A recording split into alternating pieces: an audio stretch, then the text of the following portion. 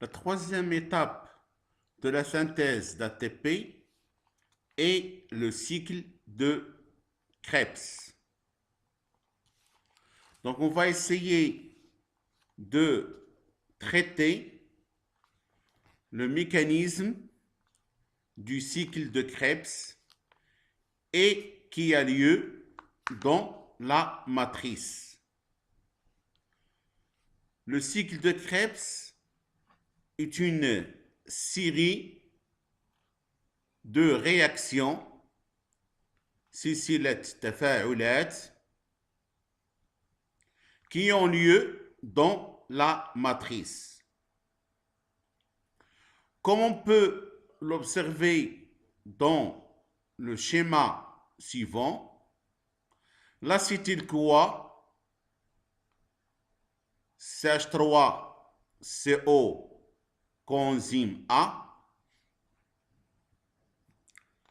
va réagir avec l'oxaloacétate, donc la première molécule avec laquelle réagit l'acétyl-CoA au niveau du cycle de Krebs est l'oxaloacétate pour donner le citrate. Par la suite, le citrate va donner l'isocitrate. Ensuite, l'isocitrate va donner l'alpha-cétoglutarate avec la formation d'une molécule de NADH. Donc, la réaction de transformation de l'isocitrate en alpha-cétoglutarate va nous donner une molécule de NADH avec un dégagement de CO2. Par la suite, l'alpha-cétoglutarate va donner le succinyl-CoA et on aura une autre fois la production d'une molécule de NADH. On continue, le succinyl-CoA va donner le succinate avec la production d'une molécule de GTP. Donc, c'est une molécule riche en énergie qui est identique énergétiquement à une molécule d'ATP. Par la suite, le succinate va donner le fumarate avec la production d'une molécule de FADH2. Ensuite, le fumarate va donner le malate et enfin, le malate va donner l'oxaloacétate avec encore une fois une production de molécule de NADH. Donc, je résume. On a commencé avec une molécule d'acétyl-CoA qui a réagi avec une molécule d'oxaloacétate et on a passé par un certain nombre de molécules et à la fin, on a récupéré la molécule d'oxaloacétate qu'on a utilisée au départ avec la production d'une molécule de NADH à ce niveau-là, une autre molécule de NADH ici et une autre molécule de NADH entre le malate et l'oxaloacétate. Ça fait 3 molécules de NADH et une molécule de FADH2 entre le succinate et le fumarate et la formation d'une molécule de GTP dans la réaction de transformation du succinyl-CoA en succinate. Donc, je répète, une molécule d'acétyl-CoA va réagir avec une molécule d'oxaloacétate.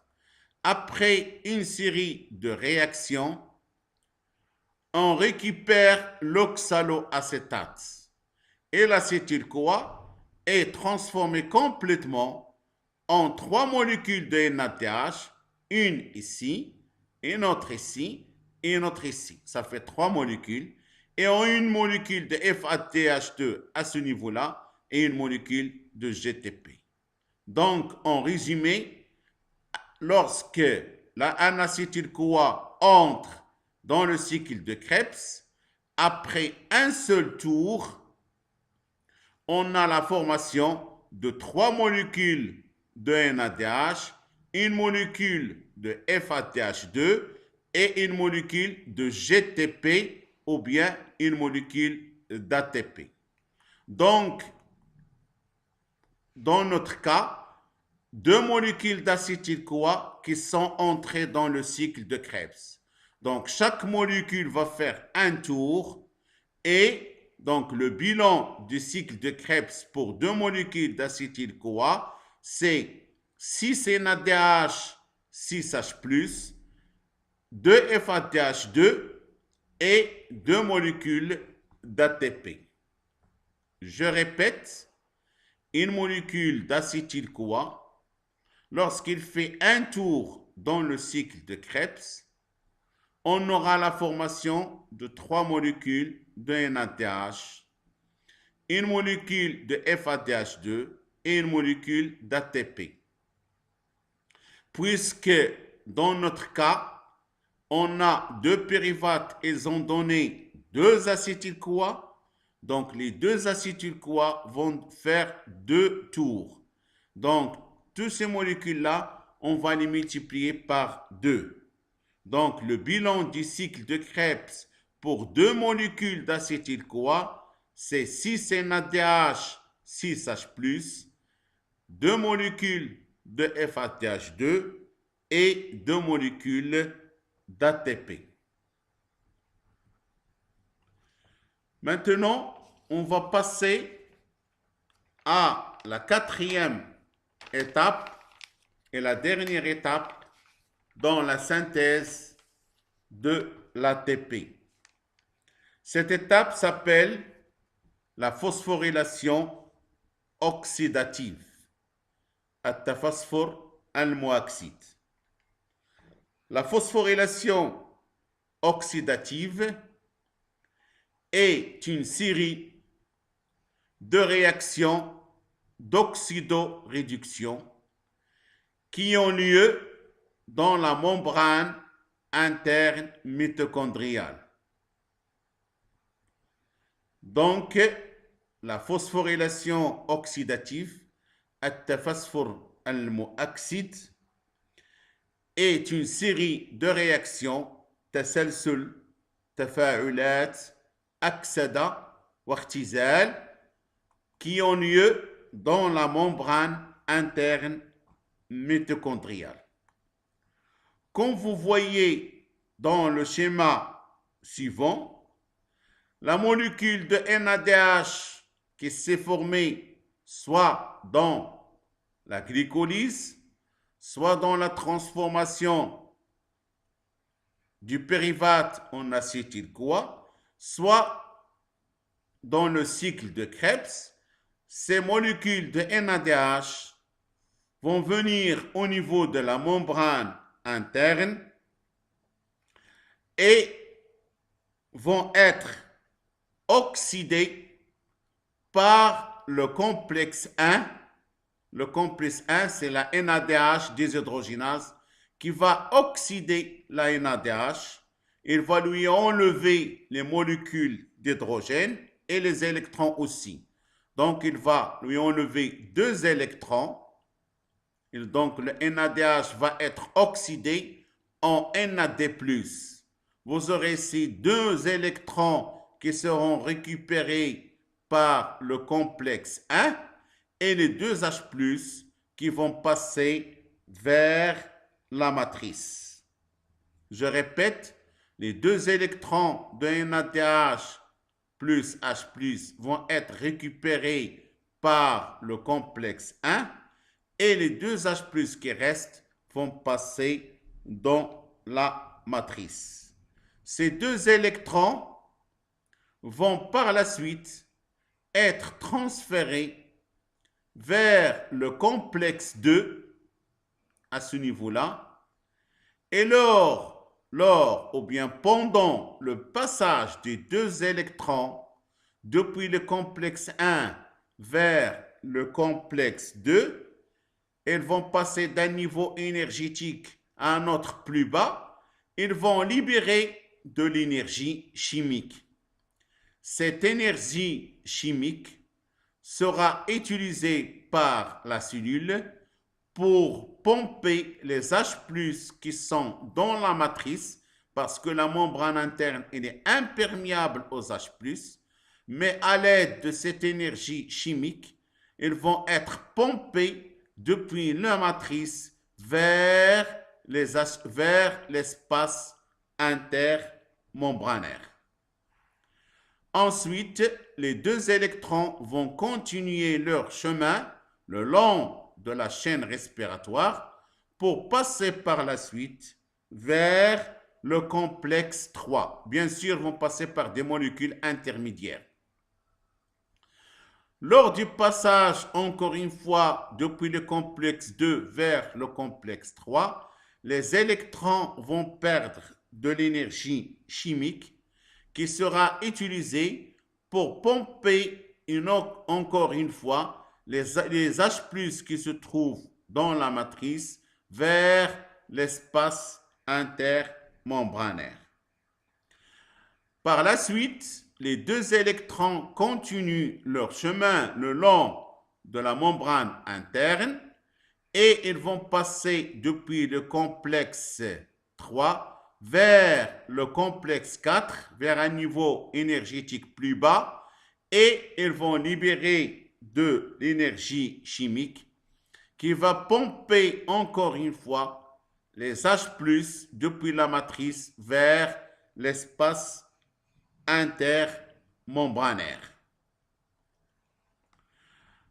À la fin, les deux électrons, lorsqu'ils arrivent à la fin, les deux électrons vont être récupérés par l'accepteur final qui est l'oxygène, qui va récupérer les deux électrons et qui va récupérer aussi, va prendre les protons au niveau qui se trouve dans la matrice pour former une molécule d'eau. Je répète, les deux électrons, lorsqu'ils passent vers le complexe 4, ils vont passer par la suite vers un accepteur final qui est l'oxygène. C'est l'oxygène qui va donc attendre à ce niveau-là pour récupérer les deux électrons de NADH et il va prendre les protons qui se trouvent dans la matrice pour former des molécules d'H2O, c'est-à-dire des molécules d'eau. Donc, les protons qui sont passés maintenant dans l'espace intermembranaire vont rendre cet espace intermembranaire, al-Hayz bi-Risha'i, ils vont le rendre acide. Il va y avoir beaucoup de H+ ici. Donc, Hayz bi-Risha'i himdi. Donc, il va y avoir ici un pH très bas. Il y aura beaucoup d'H+, et il va se créer un gradient de H+ à ce niveau-là qui augmente depuis la matrice vers l'espace intermembranaire. Et ces H+, selon ce gradient, vont revenir vers la matrice. Mais la membrane interne, elle est imperméable aux H+, donc ils vont revenir par la molécule d'ATPase. Une fois les H+ entrent par la molécule d'ATPase, cette molécule change de conformation, et devient une ATP synthétase, c'est-à-dire un ATP, une molécule, une enzyme qui fait la réaction inverse. Au lieu de faire la réaction d'hydrolyse d'ATP, il fait la réaction de synthèse d'ATP. C'est-à-dire, il va fabriquer la molécule d'ATP à partir de l'ADP plus PI. Je répète, les H+ qui sont dans l'espace intermembranaire vont créer un gradient d'H+ c'est-à-dire que l'espace intermembranaire va être très concentré en H+. Ces H+, selon ce gradient, vont entrer vers la matrice. Mais la membrane interne mitochondriale est imperméable aux H+. Donc, ils vont pénétrer par l'ATPase. Une fois, cette molécule d'ATPase, c'est une molécule qui hydrolyse et dégrade l'ATP en ADP plus PI. Mais lorsque les H+ entrent à travers la TPase, elles vont changer sa conformation et vont changer son rôle, c'est-à-dire au lieu d'hydrolyser l'ATP en ADP plus PI, ils vont faire la réaction inverse, ils vont synthétiser l'ATP à partir de l'ADP plus PI. Donc, pour NADH, nous avons une sortie, une deuxième sortie et une troisième sortie. Donc, il y a 3 sorties, donc il va y avoir 3 entrées. Donc, on va voir la formation et à chaque entrée, il y a la formation d'une molécule d'ATP. Donc, il va y avoir la formation de 3 molécules d'ATP.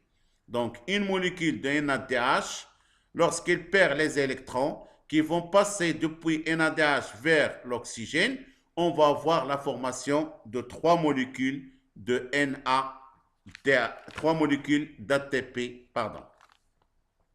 Pour la molécule de FADH2, son oxydation commence depuis le complexe 2, il va y avoir une première sortie d'H+, une deuxième sortie d'H+. Donc, il va y avoir 2 sorties d'H+, et 2 entrées d'H+, donc la formation de 2 molécules d'ATP. Donc, en résumé, lors de l'oxydation d'une molécule de NADH, on va voir la formation de 3 molécules d'ATP. Et lors de l'oxydation d'une molécule de FADH2, on va voir la formation de 2 molécules d'ATP. Donc, le bilan énergétique de la phosphorylation oxydative est le suivant. Une molécule de NADH, lorsque ses électrons passent à travers la chaîne respiratoire, va nous fournir 3 molécules d'ATP. Et une molécule de FADH2 va nous fournir 2 molécules d'ATP. Alors, il y a des molécules qui peuvent inhiber la synthèse de l'ATP. مانعات تركيب البروتينات, les inhibiteurs de la synthèse de l'ATP.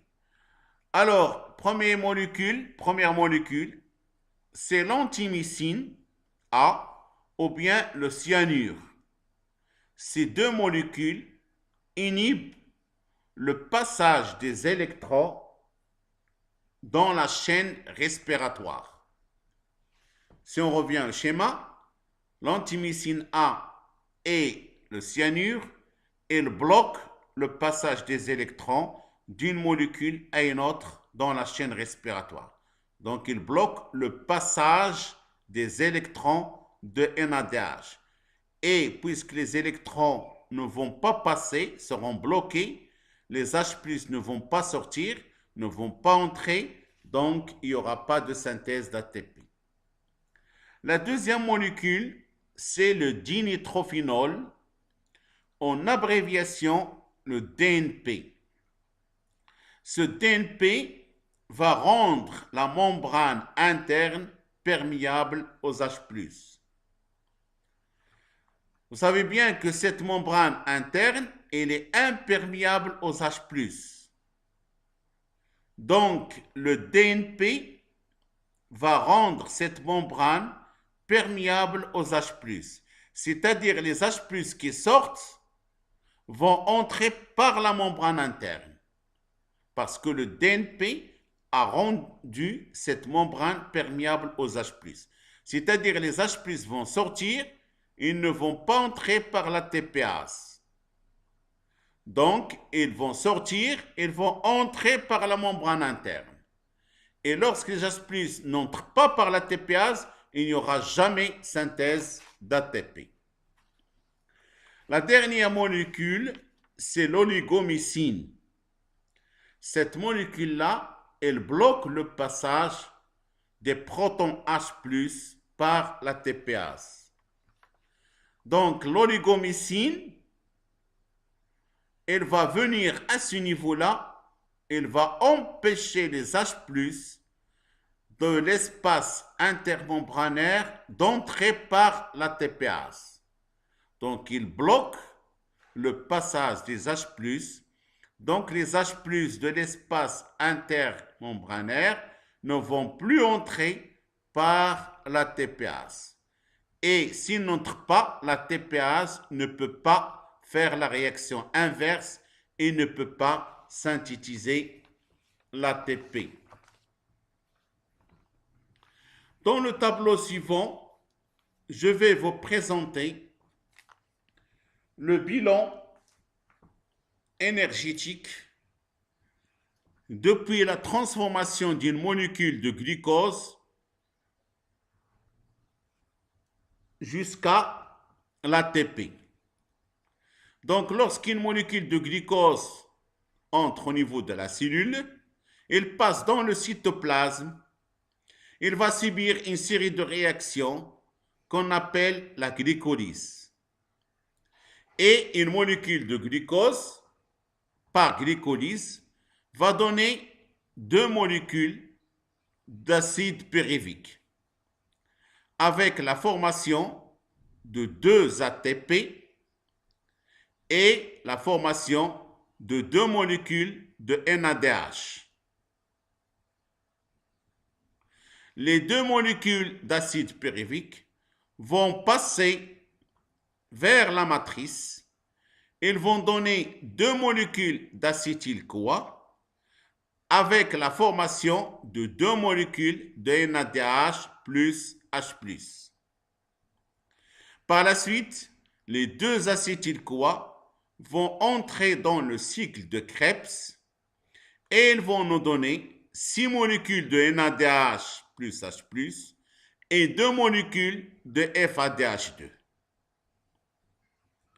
Alors maintenant, on va faire le calcul du nom et 2 molécules d'ATP, pardon.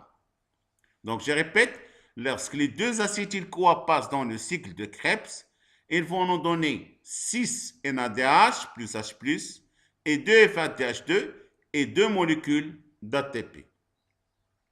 Donc, si on fait le calcul du nombre d'ATP, il suffit de transformer les NADH en ATP.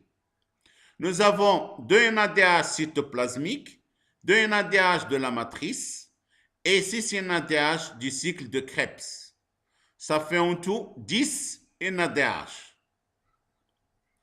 Et on sait que chaque molécule de NADH au niveau de la membrane interne donne 3 ATP.